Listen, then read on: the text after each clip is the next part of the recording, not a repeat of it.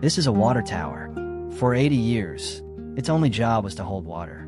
Now, someone lives inside it, 3 floors up, with a wraparound view of the Pacific Ocean. This one used to store corn. Now it sits in downtown Phoenix, and somebody pays a mortgage to live inside a farmer's grain bin. And this was condemned. Nobody wanted it. Now it's worth over $500,000. And somebody's making breakfast under stained glass every single morning. Here's the thing nobody tells you about tiny homes. The most extraordinary ones were never built to be homes at all. They were built to be something else entirely.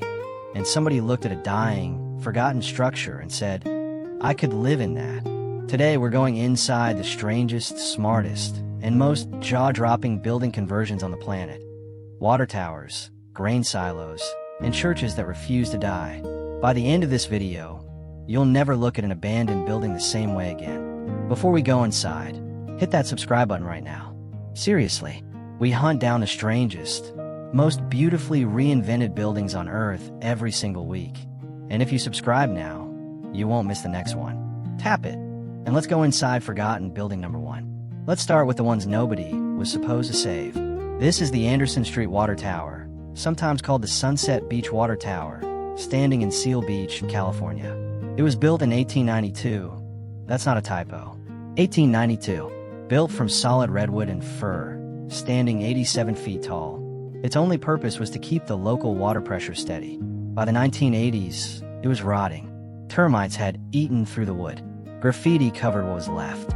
The city actually started making plans to tear it down completely. And then a math professor stepped in.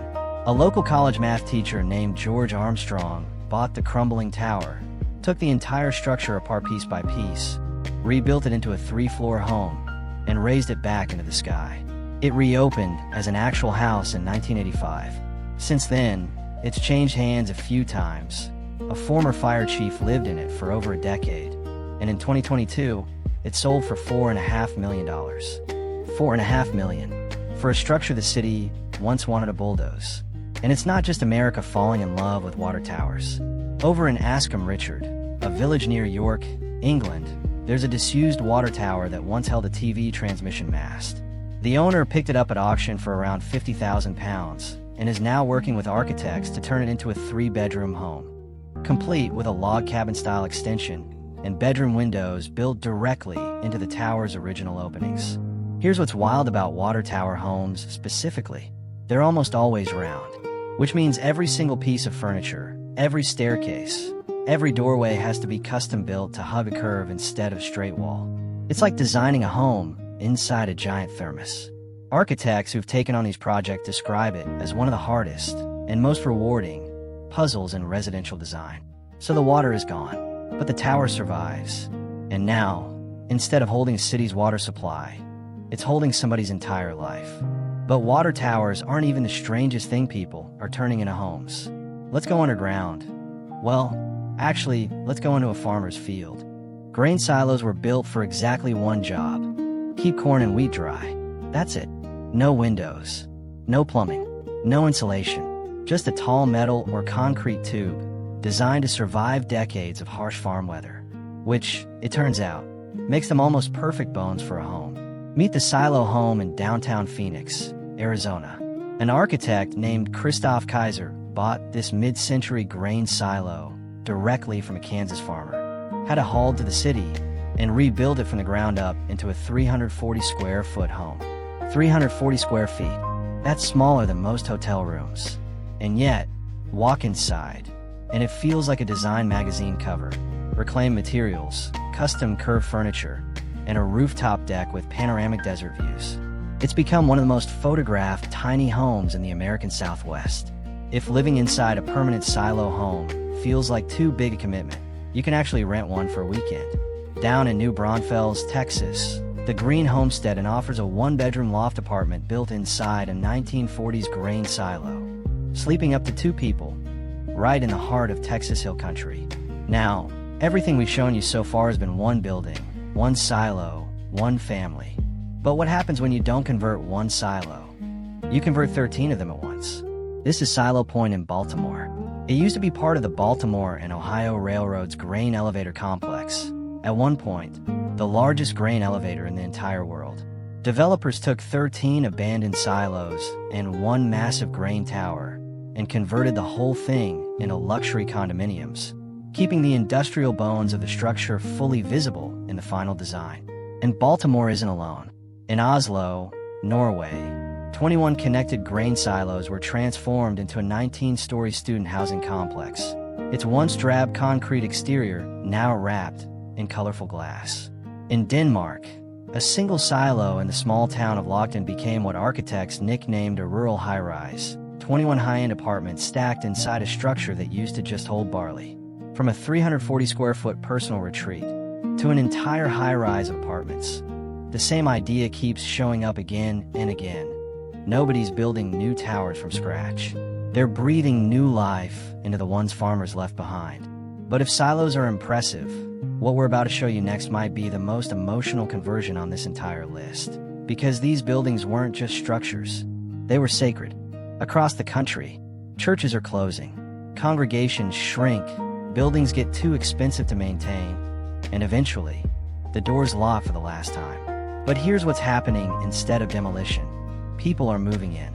This Gothic revival church in Port Clinton, Ohio was completely reimagined between 2023 and 2025.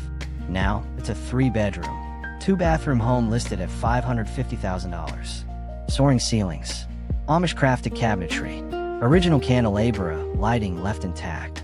It even went viral online after being featured for how faithfully it preserved the building's original bones while quietly modernizing everything underneath. New plumbing, new insulation, a full drainage system. Because that's the real challenge with church conversions. It's not just about making the building livable. It's about making it livable without erasing what made it special in the first place.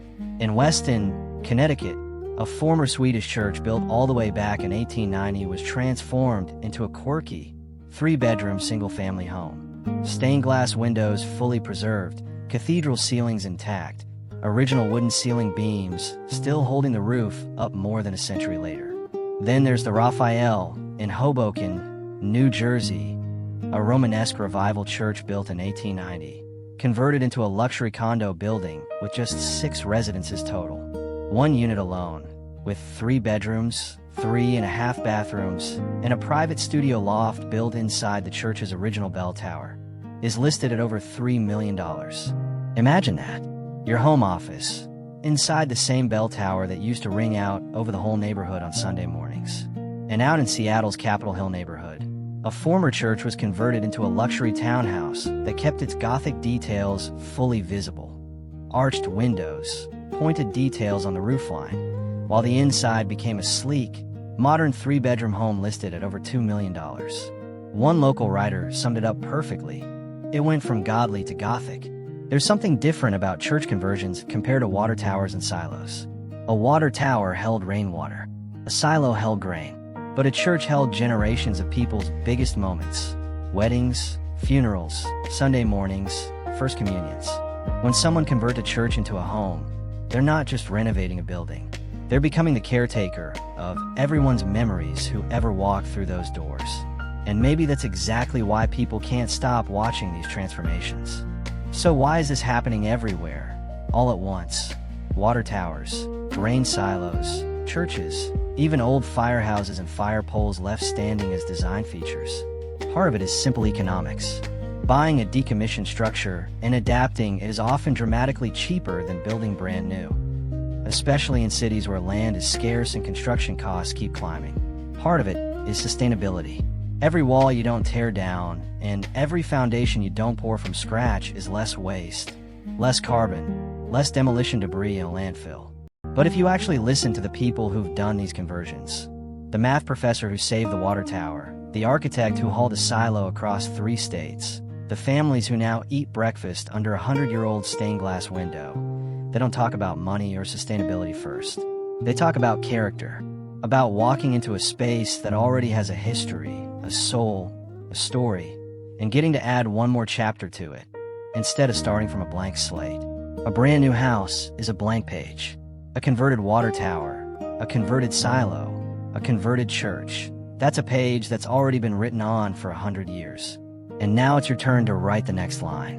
From a rotting water tower on the California coast to a Kansas grain silo standing in the middle of downtown Phoenix, to a condemned Ohio church now worth over $500,000. These aren't just renovation projects. They're proof that almost nothing has to be truly forgotten. If this video took you somewhere you didn't expect, do 3 things for me. Hit subscribe if you haven't already. We've got even stranger building conversions coming, including underground bunkers and abandoned lighthouses turned into full-time homes. Drop a comment telling me which building from today's video you'd actually live in: water tower, silo, or church. And if you know someone who'd lose their mind over any of these, send this video to them right now. Thanks for watching Tiny Home World. I'll see you in the next one.